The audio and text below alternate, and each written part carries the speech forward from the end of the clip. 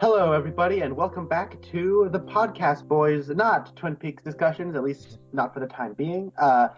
We are me and hi. I'm one of your hosts, Connor Nielsen. Joining me, as always, is the Comics Kid 2099. This is your channel, after all. How are you doing, Comics Kid? I'm doing very good. And yourself, Connor? You know, I'm doing all right. We are doing this thing. We're still doing it where we're done talking about Twin Peaks. We've talked about all 30 episodes and the movie. We also did a bonus episode about the cast for the third season. We've also done top 10 favorite episodes, or top 10 favorite characters, top 5 favorite episodes each.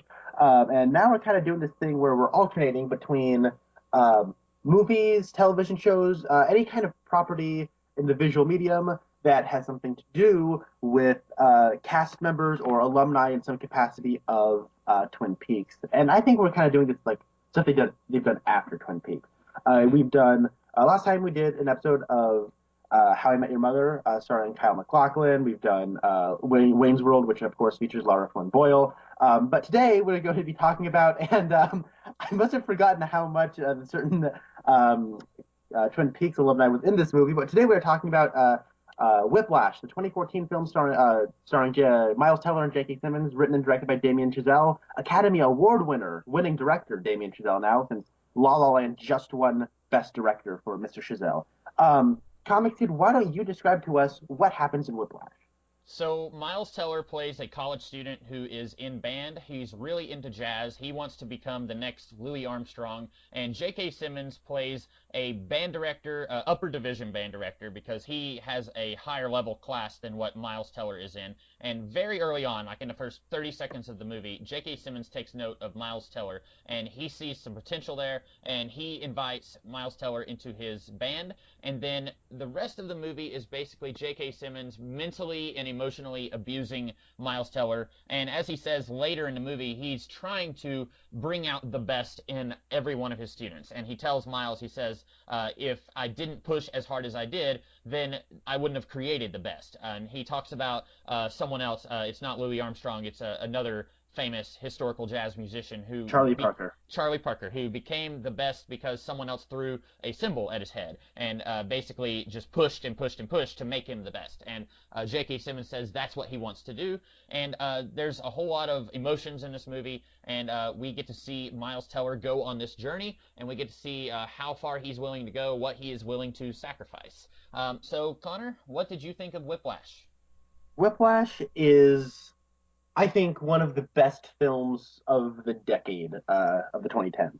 And funny enough, it was not even my favorite film of 2014. 2014 is the best year for movies we've had in a long, long time. And honestly, I know 2017 is still young, but 2017 might actually be up there pretty soon if it continues at the rate it's going. But this came out in a stacked year with the Lego Movie, Boyhood. I know a lot of people really like Birdman, Nightcrawler, and Grand Budapest Hotel, Gone Girl, and this was one of those, Whiplash. And this is a movie that I think I love it because, yes, it's great. I think that this is a near flawlessly written film. I think the screenplay is super tight. I think tight is the best way I would describe this. There's not a single detail out of place. Everything is well thought out. It's extremely efficient. It's 90 minutes. It comes in, gets it done, and gets out. It is expertly crafted and put together. I think that Damien Chazelle, when he exploded onto the scene, this was his first film, and his second film, La La Land, just came out. And in some way, and actually, I think this is a better film than La La Land. But I think the performances he gets out of people, this is Melissa Benoist. This is the first time I ever saw Melissa Benoist in anything. This was before she was in This was before she was Supergirl. I think this was after she did Glee, though. I never watched Glee. And J.K. Simmons, this kind of continued. I've always liked J.K. Simmons, but this really made me reminded me why I like him. But I guess the reason I really like this as much as I do, why it's a favorite of mine, is I graduated high school in 2013. This movie came out in later 2014. So I was still relatively close to those high school years. And I was in orchestra, actually, all 4 years. I learned and studied violin for about 7 years throughout middle school and high school. And even today, you just give me a violin and give me a piece of music and give me a week or so, and I could have that thing played for you. I was really into that stuff for a while until I lost my violin, right after high school.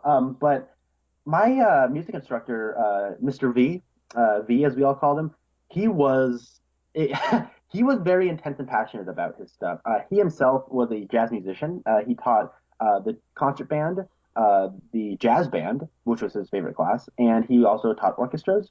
And my twin brother Spencer, he is a jazz bass player. So I've been around jazz for years now, and I've been around a teaching style that is actually relatively similar to Terrence Fletcher, the J.K. Simmons character in this movie. Now, it isn't abusive, but it's intense. His teaching style was intense, and in a lot of regards, it was very similar ideologically to Terrence Fletcher, in the sense that if Terrence Fletcher's like a 10 out of 10 on the intense scale, Mr. V was all like a 7. Like he was pretty intense, and um, so a lot of this really hit home to me, and it connected with me. Like as a music student, like I watched this right after La La Land came out, and I watched it recently in preparation for this discussion. But uh, I don't know if I would connect as well to this movie if I had just seen it like this year as opposed to when I saw it in 2014, Right. because there are things about being a music student that you kind of forget over time. Um, because if I wasn't a music student, I'd be like, yeah, that music teacher's too intense. They're exaggerating it. Yeah, I don't buy music students would be this committed to their craft. Nuh-uh, they are. I've been there. I know what that's like. That motivation, that draw to impress people that you admire, that you respect, and you want them to respect and admire you too. There is a drive to music students that want to be great that are like this, and there's sacrifice, and this movie has very smart things to say about artists and art. And I'm talking too much about this, but I love this movie. I've talked about it with my brother for years and years and years. I mean, it's 2017. It's not even 3 years old yet, but I've talked about this movie a lot to my brother, and I keep showing it to people. I don't think I've met anyone who doesn't like this movie. And there's this weird like stigma that like people seem to think that everyone likes this movie except for jazz musicians. No, jazz musicians like this movie. If you've been to like I don't know. I think I'm not going to get into it. I love this movie. I think this movie's great.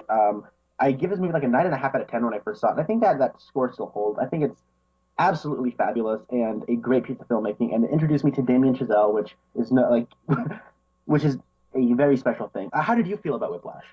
All right, Connor, I'm about to blow your mind because I did not like this movie. Wow! I know it, yeah, and Whoa! this is, I think, maybe the first time where Connor and I are as diametrically opposed as we are here, because I think just about every time that we talked about a Twin Peaks episode, we both pretty much agreed on how we thought about that episode, or like Fire Walk with Me, and all these other bonus podcasts that we've done, we pretty much were on the same wavelength. But I hated this movie, and I want to go ahead Whoa! and say that I think it's very good filmmaking. I think that the writing is very tight. The filmmaking itself, the cinematography is all very good. Like you said, this is a short movie. This isn't even 2 hours long. It gets what it needs to get done in a pretty tight and efficient space of time.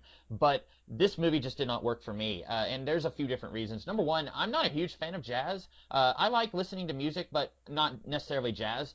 So I think that this would have worked a little bit more for me if I was more of a fan of jazz, but I'm not. So that was one point against it, but I think that I could have been okay with it if the rest of the movie had worked for me.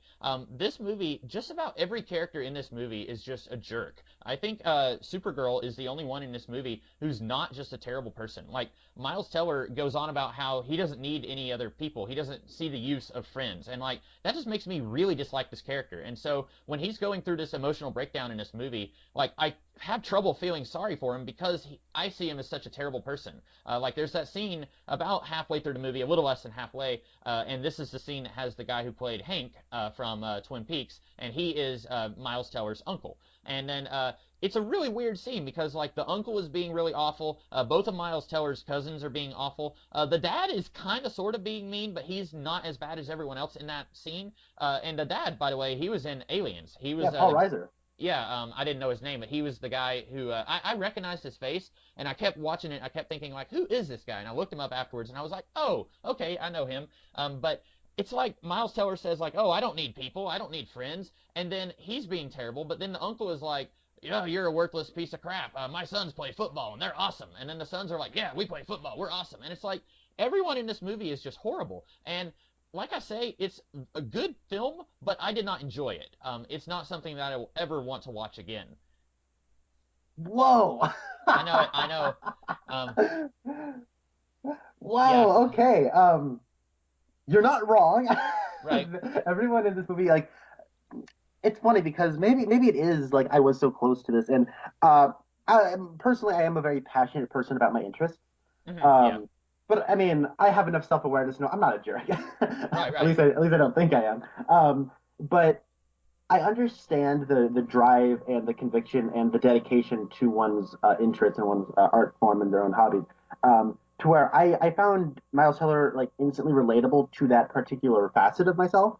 Hmm. And it wasn't until like a second viewing where I was like, Miles Teller is kind of unlikable in this movie. Andrew Neiman is a very unlikable character, but I want him to succeed and I relate to him because there is that like base instinct of I relate to that dedication, that drive.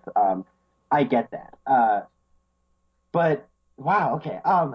I whoa, I was not prepared for this. So wow. Paul Reiser in this movie, I like him too. He like I think what makes him like feel unlikable is that he's such a pushover and like I could use other words that I don't think you would appreciate me saying on this channel. You're talking about the dad. The dad, yeah, Okay, he's yeah. he's a pushover.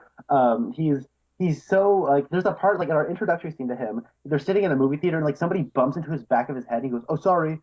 Uh Like huh. it wasn't your fault, that was his fault. Yeah. I don't know. I okay. Why don't you take us to this place to go? Because Okay. you're not wrong. Let me say Let me, let me. oh wait, 1 second before you say it, I do want to say I'm sorry. Hank Jennings, Chris Mulkey. I assume I thought he played the dad, and when Oh, he okay. started, it was actually Paul Reiser. I went, oh no, I was so wrong on this. And then I thought, but yeah, like, but still, his uncle's in like 3 scenes. So he's in 1 scene, like Right, it's a right. cameo. And I'm like, oh man, I feel really bad that we're talking about this on the Twin Peaks podcast when he's barely in this movie. Right. Um, I will say I did like the scenes where Miles Teller and Paul Reiser are at the theater. I really like those scenes. I did believe that these two are father and son. They sell this scene, both scenes, because there's two scenes where they're watching a movie, and I really like both of those scenes. And the dad very clearly isn't interested in jazz, but he wants to support his son to the point where he wants his son to succeed, but he doesn't want his son to be put through all the stuff that J.K. Simmons is putting him through.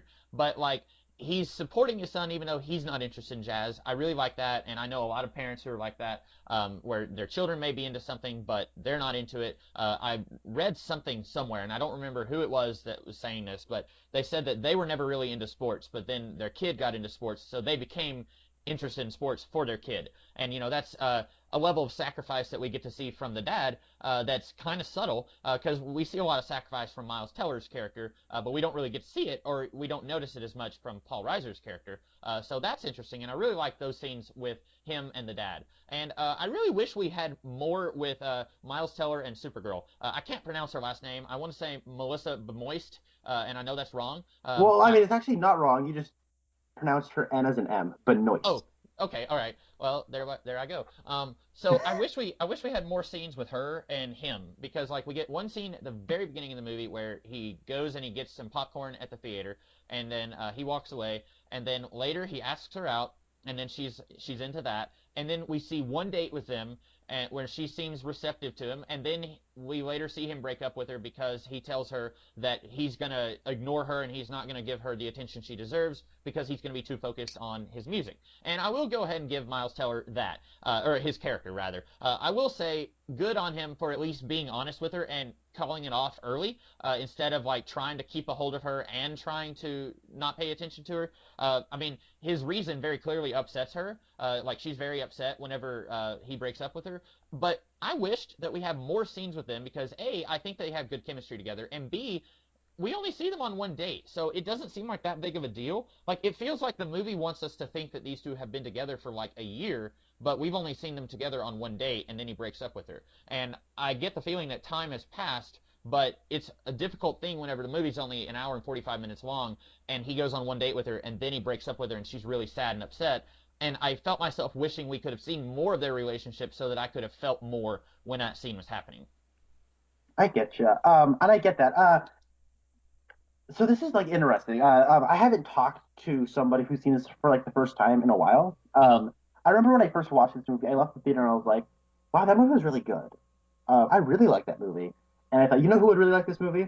My brother Spencer. And I took him to see it. I said, and the more I thought about it, like, no, no, Spencer, you're gonna love this movie. This is gonna be your favorite movie of the year. And he's like, I don't know. I loved the Lego movie. I loved Interstellar. It can't be better than those movies. And then I took him to see it and went, yeah, you're right. That's the best movie I saw of the year. And I will say this before, like, responding to that point. I'm convinced that Damien Chazelle is my brother Spencer, just in disguise, because they seem like the same person. They're both very into jazz. They both understand the history of jazz and what jazz is, um, and what it means on a personal level, and like what determination and drive is all that. Like the relationship between Miles Teller and his dad is very similar to our dad and Spencer specifically, not necessarily me and my father. Hmm. Because there is a slightly different relationship there because we are different people, even though we are twins. I know that's crazy, but there's a thing in La La Land where like so, okay, so Spencer would like he has his fob, his key fob to unlock the car. Hmm. He like put it up to his chin and like open his mouth and be like, I'm sending the signal farther away when you put the thing up to your head. How does that work? He's like, I don't know, it just does. And in La La Land, there's a part where they're looking for the car, and then Ryan Gosling goes, "Oh, hey, just put that fob up to your chin, and then it like an antenna sends you out, find your car quicker." And I'm like, "What? Are you kidding me?" Like, Spencer is literally the only person I know who has ever said that. And this is in that like Spencer is Damien Chazelle. I'm convinced of it. But anyways, um, so it's interesting to talk to somebody who has really seen this for the first time, and because over years and years, not years and years, it's not even 3 years. Sorry, over a couple of years, I've uh, I've thought about this movie and it's grown on me and I've grown with it. I can, you know what I mean? Like Hmm. there's a difference. Like when you watch a movie that you love as a child and you watch it throughout your life, it means something to you. Like Godzilla versus Monster Zero is something I adore. I love that movie. Yeah. Is it good? Probably not. But if I just show that to somebody who's my age, like in college right now, who'd never seen it before, and I'm like, didn't you love that? They'd probably like, no, that was so goofy and weird and stupid. I'm like, Uh-huh. but you don't get it. It means a lot to me. Well, it doesn't mean a lot to them. This is a movie that's kind of come to mean a lot to me, and so it's really I keep harping on this point, but it's interesting to hear you talk about this and how you it didn't really mean much to you, and that's fine because it's the first time you've seen it. There's always a square one to start with, and maybe over Right. time you'll begin to like this movie less and less. Maybe you'll like learn to appreciate it a little bit more. When you get distance from something, you get perspective, and I think Hmm. that's an interesting, important point to have. The So when you talk about the Melissa Benoist Miles Teller relationship, um, so their relationship, like I don't think it, I think it lasts like between a month to 2 months, somewhere in that Okay. range. And there are things about that relationship that I kind of like over the years have kind of like I've gotten used to how brief it is. Hmm. But I think there's other stuff in the movie that I think makes it's not a problem for me, and I because there's at the beginning of the movie, it's very clear that he's an outsider, he's a bit of a loner, and he really wants that connection that everyone else seems to have that he does not. Hmm. Uh, because there's that shot where he's walking through the hallway to his dorm, and everybody is talking to somebody except for him, and he's all Uh-huh. quiet and he's hunched over, and he walks into his dorm that is clearly empty because there's no light on in it or anything. Right. So he's clearly all by himself and alone, and that's what's really cool. Is like not a single shot I don't think is wasted. There's one shot that makes me cringe, but it's not a pointless shot, and it's a weird personal thing. I don't know what it is, uh, but. Uh, but later, I think the next day we see Ryan Connolly, the redheaded drummer guy, Uh-huh. come on in, and he's kissing his girlfriend goodbye. And Miles Teller notices this, and there's actually a close up of Ryan Connolly stroking his girlfriend's hair, Uh-huh. and uh, and it's something he wants. And he sees Melissa Benoist, this pretty girl who works at the movie theater, and that's his way to get it. But then, okay, and it's also really interesting. I think this is a thing just about people that interest me is when things are going well for you, you feel invincible, and like when one domino starts to trip, a lot of them start to follow suit. Uh-huh. So getting into the concert band with Terrence Fletcher, that gives him the motivation and that extra oomph to go after and ask Melissa Benoist out on a date, and she agrees, and he's like at the top of his he's on a high, and but the more he's in concert band, the more of his life it consumes, and it starts to take root and take over everything else, and then everything else starts to rot away. Like his relationship with his father becomes more distant. His relationship with Melissa Benoist. Actually, after the first date, there you only see them communicate through cell phones Uh-huh. because there's a part where she texts him, and he notices it, and he's like, "Oh, sweet, she texted me. I'm gonna come over to her house. You know what that means?" And then um, then they break up, and then he calls her later in the film, and then we find out that she actually has a boyfriend now. So Uh, so what I think is happening is there's that human connection he really wants at first, and the more he's in concert band, the more of the old Andrew seems to fade away. He doesn't desire friendship, he doesn't desire companionship, because now that he has it, he's become more driven to something else, to the other side of the pendulum, and he starts to reject it, and he's changing, and he's turning into someone else. And that's why I really like the relationship with Melissa Benoist. I like how brief it is because it does show his change throughout the movie. Hmm. Yeah, and I guess I should go ahead and say, you said that you are a big fan of jazz and you were a musician in high school. If this movie was the exact same movie, but it was about a guy trying to become a comic book artist and he was driving his family and friends away in pursuit of that goal, I probably would have enjoyed it a little bit more because I'm a huge fan of comic books. I've been a fan of superheroes all my life, and then I've been reading comic books since I was 12. So like over half my life I've been immersed in that particular niche of pop culture, so I probably would have enjoyed this movie a little bit more, even if it still had all these unlikable characters in it. So that I think was what I was talking about earlier when I said like I'm not a huge fan of jazz, so that was one reason this movie didn't speak to me. But I also think like you said, this movie is about something. Like getting to see him have to choose. Do I want to have a relationship with Melissa Benoist? Like you said, he's seeing that before he goes on a date with her, and he wants that. But he has to choose between that and trying to become this awesome musician. And I really don't like. It's a really tragic, which one is he going to choose? But at the same time, it's hard for me to feel any sympathy for him because he's kind of a jerk about it. But like I said, there's some stuff going on here. It's not a bad movie. It's just one that I didn't really enjoy. And I get that. I think the reason this movie connects with a lot of people, and I think that the kind of what puts on the map for a lot of people is the character of Terrence Fletcher. Hmm. Because I let's be real here, I think he's one of the best antagonists, villains, whatever, what have you, that I think we've had. Like, I think he's gonna go down as one of the best villains in movies, like in at least in recent memory, maybe of all time. I think he deserves an of all time title because his ideology is fascinating and interesting. The performance is absolutely stellar. J.K. Simmons knows how to like. He's basically screaming and yelling for 80% of his performance. It Hmm. doesn't feel like it's just an actor screaming. Like it feels very calculated.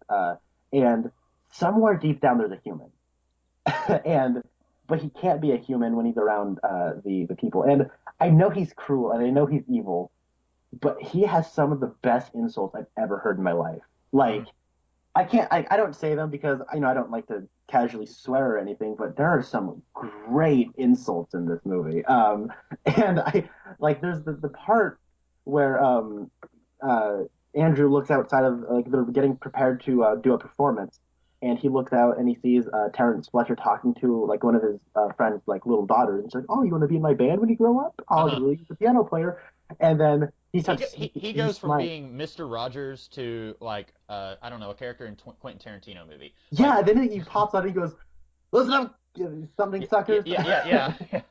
Yeah. I so let's talk about J.K. Simmons, because that was another issue I had with this movie. He is a fantastic actor here and everywhere else I've seen him. I first saw him in Spider-Man movies. That's where I'm always going to imagine him as J. Jonah Jameson, and he's kind of channeling that, but like amplifying it by like a billion% here. But like you said, he's like yelling and screaming through like 80% of this movie. In fact, like when you look up a poster of this movie, like it's him like right in Miles Teller's face, like yelling. But like the thing that and you're right, there is a human being deep down. Like whenever he's like talking to the girl and he's like getting a high five, and then he comes in and starts insulting everybody, like you would just watch that scene and you would just think like, okay, he's just being a hypocrite and a jerk. Like he's one of these is a fake face and the other one is the real guy. And I would assume if you there's another scene in the movie I'll talk about in a minute, but just watching that scene, you would assume that him talking to the girl is him being fake. But then later in the movie, he's talking about a former student he had named Sean Casey, who was, as he said, like one of the best musicians he had ever heard. And then he's crying because Sean Casey died. And he doesn't say how he died, but then later we hear that Sean Well, he Casey. says a car accident. Oh, did he? Okay, I thought he just said like he died or something like that. But then later we find out Sean Casey killed himself, and he had anxiety and depression, and they believe that all of that started when he was a student of J.K. Simmons. And you definitely get the feeling when you hear that later in the movie, and then you go back and look at that scene in retrospect, you get the feeling that he knows that it's partly his fault, and that's why he's crying. He's not crying because a really good musician died, or even a student that he once knew died. He's crying because he thinks it's partly his fault, and he's like, allowing a brief moment of humanity to slip in. Like that's what makes him a little bit of a sympathetic character, but I have trouble getting behind his motivations and his reason for doing what he does, because you have some villains in movies and TV shows who are just bad, evil people, and there's nothing redeemable about them. And then you have some villains who are villainous and they are antithetical to the hero. They're operating at cross purposes to the hero, but they have something that makes them go, that makes you feel sorry for them. A good example, I think, is Magneto in the X-Men movies and the X-Men comics, where he's fighting the X-Men a lot, but he has a very good reason for doing what he does, and you feel for him. Even though you don't want to see him succeed, you still feel for him. And I think this movie maybe wants what's his name, Terrence Fletcher, J.K. Simmons, to be that, but I have trouble seeing him as that, because when we first see him in the movie, well, he's kind of sort of a jerk whenever, like, he's watching Miles Teller play, and he's kind of not necessarily insulting him, but he's like, being a little rude, and then he just walks out the door, and Miles Teller thinks, okay, I've blown it. Then he comes back in and says, sorry, forgot my jacket, and then later he invites Miles Teller into his band. And then he pulls him aside and says, hey, just relax and just play the music. And you're thinking, like, okay, he's being nice to this guy. It's his first day. But then he just, like, lays into him and is just, like, insulting him in front of everybody. He makes Miles Teller cry. And then later in the movie, after he's been fired from the university, he tells Miles Teller, he says, I don't think anyone really understood what I was doing. I was trying to push everyone to be their best. And he was saying, if you tell someone good job when they just did an adequate job, then you're allowing them to stay at mediocrity. And, like, to me, I think that scene would have meant more if he wasn't such a hypocritical jerk earlier in the movie. Because he says, oh, hey, don't worry about it, just relax, it's okay. But then he turns around and throws a symbol at him. And I feel like he thinks that he's being a good guy and he's trying to push them to their limits, but actually he's just a jerk. And, like, he does some stuff here that's totally unnecessary. Like, he could be a jerk and push them to their limits without doing some of the stuff that he does. I agree. Like, there is a way that he can, like, get the same point across without being as intense. Yeah. But he doesn't think that. Right. And that's what I think is kind of cool about him is he says, hey, just be cool, just play the music, man. And, like, he like starts probing Andrew for his like, oh, what's your father do? Oh, he's a writer. Oh, then, like, and there's, like, this weird, like, humiliation, like, because there's, okay, I'll put a pin in that, and I'm gonna loop back around to it. J.K. Simmons is very imposing in this. Like, he's noticeably, like, a very tall person in this, and he's built. Like, he's not Jim Gordon ripped, like those pictures we've seen of J.K. Simmons working out at the gym for... Yeah. He's not that ripped. Where he looks like he's gonna just, like, rip your head off and, like, easily with one hand, yeah. He looks like he's an animal in a human suit, like right. like he's stretching out. But he wears these shirts that are very tight on him, and you can see the physicality in him, and the way the camera frames him, he's always above people. Whenever the camera's looking at him, it's always from down, looking up. It's low angles, and that means you're being imposed upon. He's a very imposing figure, and and maybe it's like J.K. Simmons' voice, it's his presence. He fills the room when he walks in. There's a power he has. His character has a lot of power, and so you want to respect and you want to impress him. And this kind of myth they almost create around him before you even meet him is really interesting. Like, Andrew Neiman just kind of pokes his eyes in to look at the band very early on, and it's almost like he knows someone's watching. So there's this really interesting, like, almost dogmatic relationship that the students have with Terrence Fletcher. He's like this god that everyone's trying to impress. And so when he starts asking Andrew questions about his family and starts probing him for information, and he seems genuinely interested, Miles Teller's like, he almost seems humiliated to say that. Like, so when Miles Teller says, oh, my dad's a writer, he says, oh, what's he written? It almost like, oh, like, he hasn't written anything that is amazing, that isn't great, so I must not be good, right? That might imply that I'm not good because my father is really kind of a wimp. And then he says, oh, actually, he's a teacher. Oh, where does he teach? He asked him what school he teaches at. And so when he says a high school, he's like, oh, like, oh, it's not a college. Right. And so, like, but they don't say that. It's all implied. And I think that's really cool, like, in the body language of these actors. And so when he sits down and he's like, oh, hey, you're rushing a little. And then so he's cool about it at first. And he's like, "You're dragging." And then he slowly starts to build up over the course of like a minute or two of like, "Oh, hey, hey, on the and of four, one, two, three. You're rushing.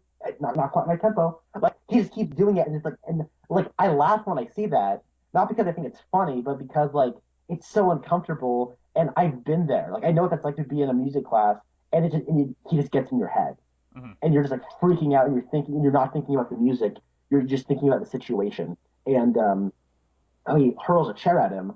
Like this whole thing is very much trying to use that Charlie Parker story as what did like a parable. It's a parable in the story, Hmm. and uh, and then when he starts firing off at him and making him cry, he starts like humiliating him and bringing in like his dad, bringing in like his why his mom left, like, and he's just digging into him, and it's so brutal, and he's crying, and the point is it's supposed to be humiliating because now that he's humiliated, he'll go home and be better, and um, the way he humiliates the one guy for being out of tune. He goes, "There's no Mars bars down there." Look at my face. Hmm. Like, oh my goodness, it's so embarrassing. But I really liked it.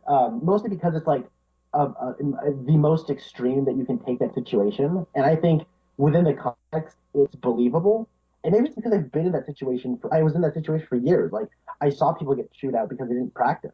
Hmm. And no, I so yeah, that's why I liked it. And like so like everyone kind of being mean, like I don't think that they're deliberately horrible people. It's Well, there's a very much they're so set in their ways, and it's a movie about artists and their art. How does the art become great? Do you have to choose between great art or happiness, or does good art come from adversity and strife? Is that what true art is like? Greatness is forged is in the crucible of humiliation. Like, where is that? And there's a very similar things going on in La La Land, but that's more about relationships and chasing your dreams. Um, and I think you'd like La La Land a lot more. It's more upbeat and happy. And so, yeah, no, you were gonna say something.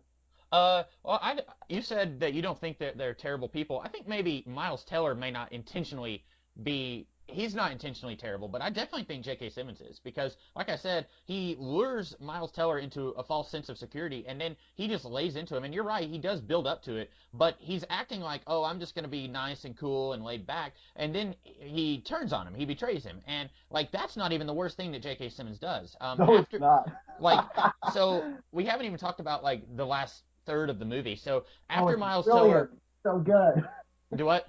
I said it's brilliant. That's one of the Okay. best endings I've seen in a movie. Well, like so after Miles Teller leaves the band, like he was had forgotten his drumsticks, so he had to go back and get them. He crashes a rental car, and then he comes to the thing, and then he winds up assaulting J.K. Simmons, and then he leaves the band.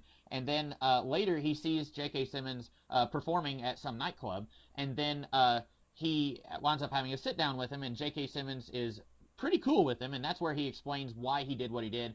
And then he says, "Hey, maybe you could come and perform with us. We're doing the show, and I don't have a drummer, and I need someone who knows Whiplash." And then Miles Teller, at that point, has given up on music. And then he says, "Well, what about all these people?" And like one of them switched to pre-med. He says one of them, he only brought him in to try and make Miles Teller feel worse, which to me that should have been a huge clue. Like, hey, don't fall in this trap. But then he gets there, and then, like, right before they perform, J.K. Simmons is like, "Oh, by the way, I know it was you who ratted me out." And then he says to the people who are watching, he says, "We're going to perform a song called Upswing." And Miles Teller doesn't have music for Upswing. Like, to me, it would be one thing if he was emotionally abusing all of his students to turn them into better musicians, but this is not in aid of that. This is just J.K. Simmons getting revenge and just being petty. And, like, he honestly doesn't see anything wrong with driving a kid to commit suicide. And then when somebody gets retribution against him, then he thinks that he has to get retribution against them and just ruin their chances in the music world. And to me, I think that that's where he goes from being an understandable antagonist to being just an awful human being. Like, Yeah, I no, I think think that's the point where he becomes a villain. Oh, definitely, yeah. Because like I think I would have liked this movie more if they had gone the Magneto direction, where it's like he's bad and he's an antagonist, but you understand why he's doing what he does. But then in the last chunk of the movie, it's like no, he's just a villain. Like he is a horrible, horrible person. And then like the movie ends, and Miles Teller performs Whiplash, and apparently he kills it. Like, everyone is happy. J.K. Simmons is like, he smiles, and I'm thinking like, yeah, but that's not a happy ending, because J.K. Simmons is going to continue abusing people, and like, I don't see how Miles Teller is going to have a happy ending either. Like, I didn't get a sense of happiness. Like, the movie is trying to make you think it's a happy ending, but I don't think it's a happy ending. Dude, that's awesome that you read it that way because like I read it as a happy ending. Like, yeah, he got it and he achieved greatness, and everyone like they see like the scene right before they go up there and perform is um they say that this is filled with a bunch of people, and here's the thing about these people: they never forget. So you better not embarrass yourself. And then they go up there and perform, to which he deliberately like attempts to humiliate Miles Teller in front of everyone, so he'll never play a gig ever again. Mm-hmm. And so then when he gets like he Charlie Parker's it, and he plays one like this amazing drum solo, which by the way, that is an amazing drum solo. But I saw somebody saying like the secret like dark ending of Whiplash, and he says like when I saw like this guy says that when he saw Whiplash and he saw the ending, he watched it at home and how he like wanted to stand up and cheer when like the credits started rolling. Um, but he said, but wait, hold on, I started to think about it. How did Charlie Parker die? And just going back to the scene with Chris Mulkey, and I think the scene with Hank Jennings and Paul Reiser, and where he's having dinner with his family, is like one of the most important scenes in the movie because it clearly establishes Andrew's ideology. Um, but they say that he died like mid 30s, all alone, like overdosing on heroin. And throughout the whole movie, Andrew Neiman is under Terrence Fletcher's control, right? Mm-hmm. Um, and when he starts doing that big solo, Terrence Fletcher adapts to it and starts to see what he's doing, and then all of a sudden Terrence Fletcher takes control over it, and he starts instructing him on how to finish that solo. You know what I mean? Like just that part where he's Yeah. like, slow down, slow down, slow down, speed up, speed up, speed up, and then when it ends on a big crash, you're right. Is Terrence Fletcher like he's not going to continue teaching, but is he going to continue to control and abuse Andrew's life? Is Andrew going to end up alone like Charlie Parker did? But he did achieve greatness. So where do you draw the line? Right. And that's interesting because it's about like that ideology. Like he did achieve great art, and that a great art will live beyond Miles. It will immortalize him. But is it worth it? And that's why, and it asks the audience that question. And you know what I mean? Like, is immortality through your art worth achieving if it means your actual mortal life wasn't worth living? Um, so that's why I think going back to that dinner scene, like, so that's why I'm glad you read it that way Mm-hmm. because I didn't think you necessarily would, but you're a smart guy. Yeah. I should have guessed. Yeah, and there was something I was wanting to say, and I completely lost it. But do you think that at this point Miles Teller becomes one of the next greats, or do you think that his embarrassment at not having the music in front of him for Upswing, do you think that's going to prevent him? Do you think that the people who are watching, do you think they're going to pay attention to his failure at Upswing, or are they going to pay attention to his fantastic solo at Whiplash? Well, I'll ask you this then: do we remember Charlie Parker for his greatness, or do we remember it for that time he screwed up and Joe Jones threw a simple at him? Well, I don't know. I guess we remember him for his greatness. I had never heard of Charlie Parker before this movie, so I guess within the context of this movie, do we know how Oh, he okay. splundered it? We don't. We know how Right. he achieved greatness afterwards, and so that's why I'm thinking that he does go on to achieve greatness. But I do think Miles Teller redeems himself slightly when Mm-hmm. Paul Reiser, his father, comes on to like he sees that he's embarrassing himself, so he rushes backstage. Uh-huh. Miles Teller like, gets up and walks away. He gives his father a hug and acknowledges his father's love and compassion, and then he Uh-huh. goes back out there, and that gives him the strength. So being around his family and the love of his friends or whatever, that sort of companionship with his father, the one that lasted throughout longer through his relationship with Melissa Benoist, that Mm-hmm. is the one that gave him the motivation to go out there and perform. So Do you is do he you going to like? I think maybe he doesn't fall into the trap because he does learn the virtue of companionship. maybe and I'm wondering if you think this would have been redundant. Do you think it would have been better if we had another scene right after his Whiplash performance where he is eating lunch with his dad and his uncle and cousins, but they're all nice to each other and they're not horrible people? Do you think that would have been a good scene to have put in there, or do you think that would have been redundant? I think it would have been redundant because I really like the way it ends. Damien Chazelle is, I think, a master of visual storytelling, there are long stretches of La La Land where nobody talks. It's just music, and you're watching people doing things. And I think it's absolutely magnetic and magical. And then this movie, they're like the last 20 minutes, nobody says anything. It's just people playing music. Uh-huh. And the way the camera's positioned, the way it like kind of captures the oh my gosh, look, you're watching a band playing, but also catching the intimate close up detail shots of sweat, of the blood on the drum kit is such a great image. That's how you sum up this movie. And so I think the way he ends it, and I think it ends on such a perfect note that adding that one extra scene, it would have taken a little bit away of that the magic of that ending. Uh-huh. Yeah, I was thinking that was probably what you would say, but I honestly did not read that as Miles Teller like drawing strength from his dad. But you're right, that's there. I just didn't notice that. Um, And to be fair, it did take me a couple viewings to really pick up on that. uh-huh. Um, I'm trying to think if there's anything else to really discuss about this movie.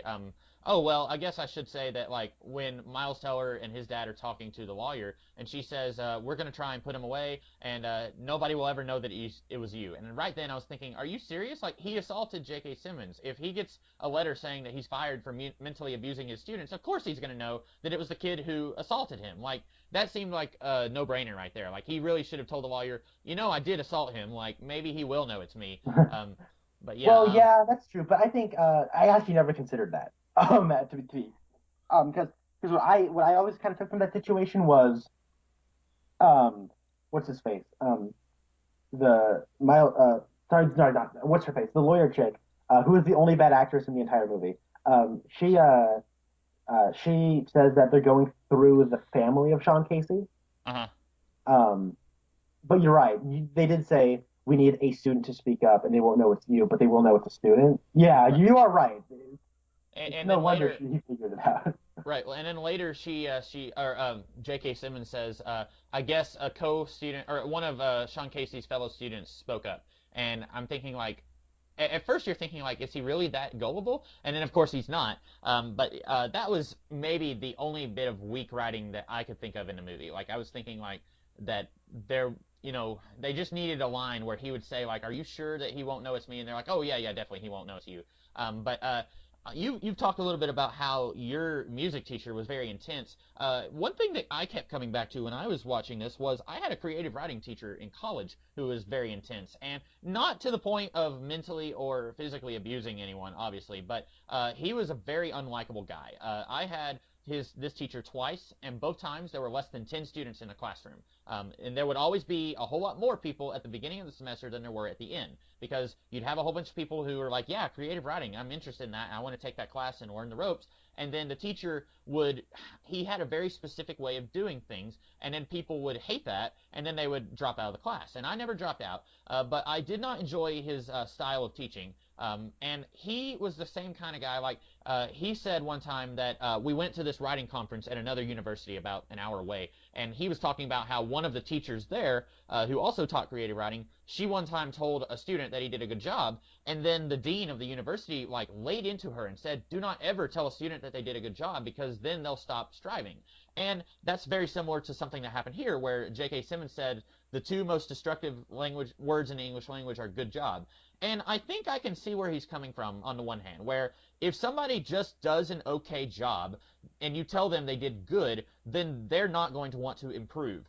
But at the same time, I think that can be very hurtful, because if someone actually did a good job, you go by that philosophy of I can't tell them they did a good job, then they're always going to be striving when they actually did a good job, and you might be like actually sending them down a path of self-destruction because they think that they still have to improve when maybe they're the best jazz musician or best writer on the planet, but then you're stringing them along and you're not giving them a compliment on, hey, you did a really good job there.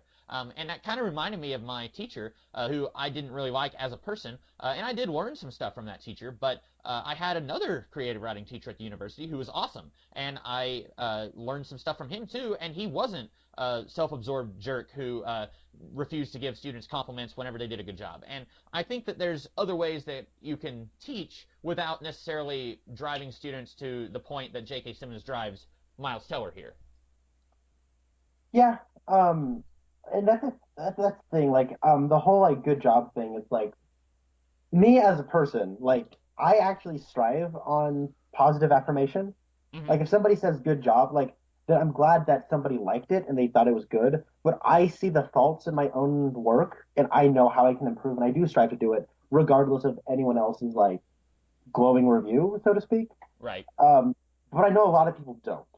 So it's like I get where they're coming from, and like so if somebody like pours their heart and soul, and you live by the philosophy of you can't say good job even though it is a good job, then they will get discouraged because like, well, I put in all my heart and soul and it's still not good. I'm just going to give up, right? Right. But then, as what's his name, Terrence Fletcher says, the next, but what's his name, Miles Teller says, but what if they get discouraged? And then Terrence Fletcher says, well, that's the thing. The next Charlie Parker wouldn't be discouraged. See, I disagree with that because I think that you can push someone, you can tell them, okay, this is what you need to improve on. But if you are a terrible person and you're just mentally and emotionally abusing the next Charlie Parker, they may not be emotionally strong enough to take that abuse. And even if they want what they're striving for, they may not be able to do it because you are being an awful human being. And Yeah. I think there's a middle line. There's a middle ground where you're not necessarily complimenting them on doing something mediocre. And this is reminding me of the movie The Incredibles also, where Mr. Incredible says we're rewarding mediocrity. This kind of reminds me of that too. Like, you don't necessarily have to reward mediocrity, but you also don't have to be like my creative writing professor and your jazz teacher and J.K. Simmons. You don't have to be like that either. I think there's a middle ground where you can encourage them and you can say, this is what you need to work on. And you can tell them, there's always room for improvement, but if you did a really good job, then you did a really good job. And there's no reason to just beat around the bush and act like, oh, you could do a lot better than that. Yeah. I But there's another thing to consider is this Charlie Parker, he wasn't humiliated time after time after time. He didn't have somebody constantly grilling him to make sure he was on his rope. He was humiliated once, and he decided that wasn't good enough. So there Right, are a lot of caveats that are present here that weren't present there. And right. so, but I think that that hypocrisy and those kind of contradictions, I like them because they inform kind of the twisted worldview that make him a villain, Hmm. and that's why I like it. Yeah, fair enough. I guess we just agree to disagree because, like, when I see it, like, I was kind of hoping they would go more along the lines of he's an understandable and sympathetic villain, but still an antagonist. And by the end of the movie, they certainly don't do that. And like you said, you like it. I didn't necessarily like it. But there's no right or wrong answer. I don't think. Yeah. I'll ask you this question then. Do you feel that the way he humiliates Miles Teller in that third act, and do you think that discredits his whole kind of soliloquy and explaining his ideology to Miles Teller at the dinner scene? Yes, I think so because Okay. he's not doing this to make Miles a better musician at this point. He's doing this to get revenge because Miles Teller took away his job, or that's how he sees it. And he does, like you said, he doesn't see anything wrong with the way he's been acting this entire time. And so he thinks that he's been wronged, and he's going to embarrass Miles Teller. And to me, at that point, that completely disregards what he said earlier. See, I don't see it that way though, because I see it as he is very much saying what his intentions were, and he's kind of expressing his worldview as like the the two most dangerous words in the English language are good job, and explaining that the next Charlie Parker wouldn't be discouraged, um, and all that stuff. And I do think he's being honest there, but at the same time, he's like, yeah, but I'm still like, but then at the end of the day, he offers him the gig, and he's like, oh, he took the gig. Well, I'm going to embarrass him because he embarrassed me. And that's what makes him a villain. I do think that he's being honest there, and I think that lends a lot of clearance to what had happened before. Hmm. Yeah, Um, and I think he's being honest about how he was acting earlier in the movie, but I definitely think that like he thinks that I almost think that he thinks everything he's doing in the movie is what he said, but he's doing more than that, much more than that. I see. Um, um, there are several sequences in this movie that I think are absolutely fantastic. The part where all three of the drummers are just busting their balls to try to get that part, Hmm. I think it is tense. It is exhausting in the right way. I love it.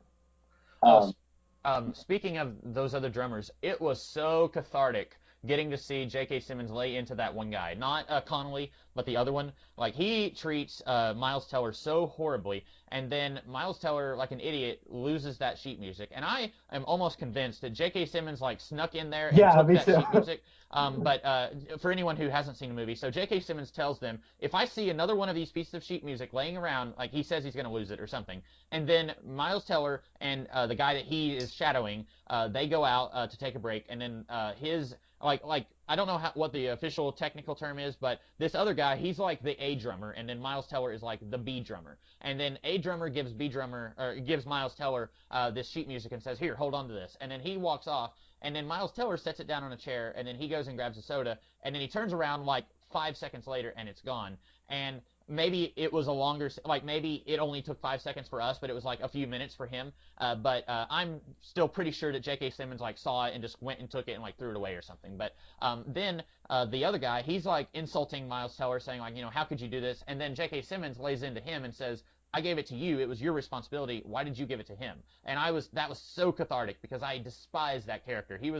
I think he was actually my least favorite character in the movie, and that includes J.K. Simmons. Like, I think that I like J.K. Simmons more than the A drummer there. Yeah, the terminology you're looking for is core and alternate. Okay, yeah. It was. Oh man, there's also a great crash zoom. I think in the Quentin Tarantino age of filmmaking, we all have been like wired to believe that like a crash zoom means funny. Uh-huh. You know what a crash zoom is? It's like a shot, right? Like a filming shot. Yeah, it's like where the camera goes like whoosh in on somebody's face. Uh-huh. Which is the part where Ryan, what's his name? I can't remember. It's not Ryan Connolly because that's the redheaded guy.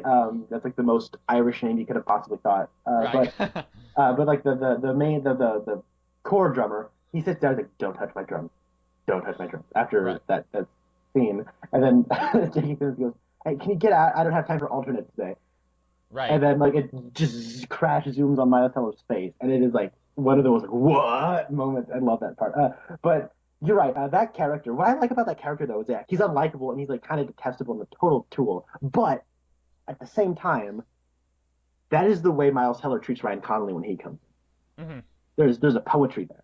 That's true. It's poetry. It rhymes. Every stanza it rhymes with the last one. So, speaking of the poetry in this movie, I really like how we Terrence Fletcher makes up the story. Maybe he doesn't make it up. Maybe this is what he was told that Sean Casey died in a car accident, and then later we see Miles Teller get into a car accident. And I think it's at that moment where any semblance of the old Miles Teller dies, mm-hmm. and the one that is just forged through the crucible of humiliation and trying to be the best possible drummer he can. He's only committed to art and not committed to people in any way, and that person includes himself. So he dies, and I think that's very interesting. I didn't pick up on that he was in a car crash. Also, that was interesting. I'm assuming that they told him that he killed himself because like I don't know why someone would have gone up and told him a different story than what actually happened. Like if Sean Casey killed himself, I don't know why anyone else would go up and say, "Oh, he was in a car crash." Like that to me, I think that he knew how he died, and maybe he I don't know, maybe he intentionally drove off a bridge. I don't know. Like I guess there's no way that they could know for sure that he killed himself if he was in a car accident. But so I'm assuming that he lied. Yeah, no, I think that's so too. I was just kind of projecting, but oh man, I love the scene where the three drummers are just like drumming off. Mm-hmm. And oh my goodness, all of the insults he throws at them are like me and my brother will like reference the power. Oh, the seat height, because that's the problem this whole time. Right. Anytime like we're sitting in a chair and like have to adjust the seat. So funny. Like, and then there's like the part where he like comes on and he, like right before they go on to perform, he's like, and I will not have my reputation tarnished in that field by a bunch of. Then he just lists off a bunch of expletives that are so well articulated and so amazingly delivered. Like my jaw hits the floor every time he says, like, I can't believe he said that. Like, it's so insane. Yeah. But and also like when he loses the folder, he just goes like, the core drummer turns to Andrew and he says, "You're a dumb expletive. You're a dumb expletive." And the way he says it and the intensity at which he says it, like. My brother and I don't swear at each other, but we yell that line at each other, but we muffle, we say fudge. Like, "You're a dumb fudge!" Like, we just yell that at each other, like, when we're, like, trying to joke around. Also, another line that I don't know why, like, I picked up on this line from the very first time I watched it. It doesn't mean anything. It's like a background line. It's an ad-lib. Like, it's not even the center of what is happening on screen. It's just somebody off-screen says something that's kind of muffled in the background towards the beginning, and I always say it. It's where Andrew Neiman notices the shadow of Fletcher listening in on the class. Uh-huh. And he's like, "Oh man, look, there he is." And then he walks away, and then Ryan Connolly's like, "Oh yeah, not today." And then Andrew's just kind of looking as the shadow of what's his name, Terrence Fletcher walk away. Mm-hmm. You hear the music instructor say, "Put some sugar on that." I always say that, and it's like every time I go back and rewatch, I'm like, how did I ever pick up on that line? It's hilarious. Right. So I always say, oh, hey Spencer, put some sugar on that, or something like. But that actor who plays the first jazz instructor of like the intermediate people, Yeah. he's in La La Land. Oh, really? He's not a main character, um, but he plays like uh, Ryan Gosling's sister's fiance. And Oh, I don't okay. even think he has like a line. He's like shows up in a picture and he's in a montage. So Oh, I okay. think I think Damien Chazelle and that actor are friends. Yeah, they must be. But also a funny thing, the person who composed the music for this movie and as well as La La Land, Justin Hurwitz, who also wrote the songs for La La Land, Hmm. he and Damien Chazelle have been friends since they were 17. Oh, okay. So I think the music, and like there's 32 now. Oh, by the way, Damien Chazelle won Best Director for La La Land at the Oscars, and Hmm. he was 32 when he won that award, and he's the youngest person to ever win Best Director. Really? Yeah.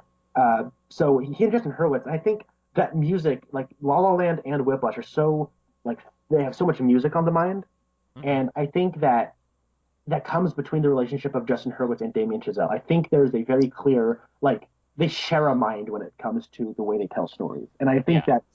that synchronicity, that synergy, is really what I think gives these movies that rhythm. And I think this movie, editing wise, is the anti-Suicide Squad. It is one of the best edited movies I've ever seen. Like the editing of this movie is so tight. They take quick cuts, long cuts. The way that it's like this weird.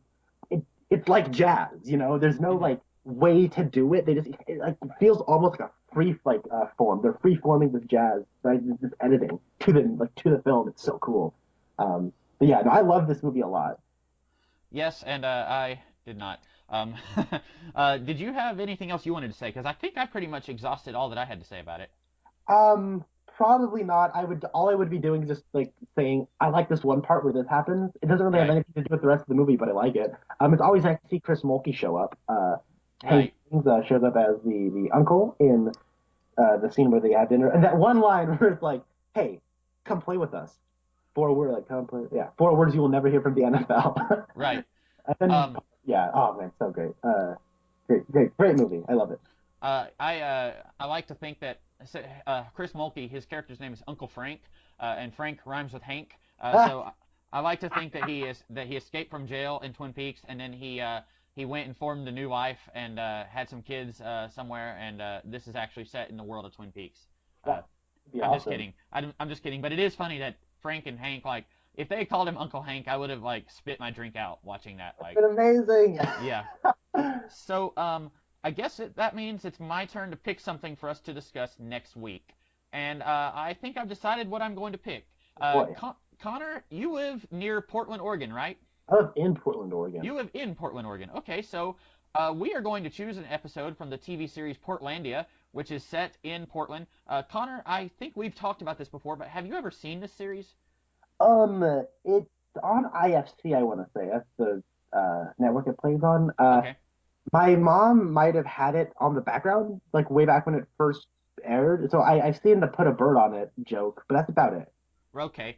So I've never seen a single episode. I've seen like two clips from it before, but we are going to be watching the second episode of the series. And I mean, you can watch the first episode if you want. I think it's just a half-hour comedy show. It's definitely a comedy show, but we are going to watch the second episode called "A Song for Portland," which has Kyle MacLachlan. That's the first episode that he appears in as the mayor of Portland, and he is an ongoing, recurring character in the show.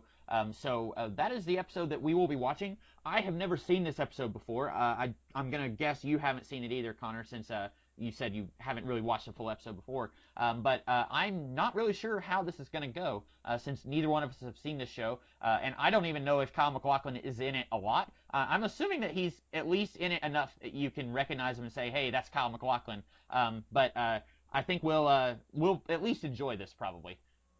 Yeah, I know that's very interesting. I'm excited to check it out. Fred Armisen, I believe, is the lead. Yeah, Uh, he is. I think he's pretty funny. And then yeah, I've seen like clips before, and a friend of mine, he was one time telling me how awesome the show is, and I just never sat down and watched it. So I'm gonna watch this episode, and then if I really like it, I may just sit down and like watch what's on Netflix. And it is on Netflix. I checked, and me and Connor both have Netflix, so we will be able to watch that. So that's about all that we have to say about this episode. Connor, did you have any last remarks? nope, I'm good. Alrighty, well, I am the Comics Kid 2099. And I'm Connor Nielsen. And we will see you guys. Well, actually, the next time you see us is going to be we're going to do a spoiler podcast on Logan, and then after that we will talk about an episode of Portlandia. So that's all from us. Hope you guys have a great rest of the day. See ya.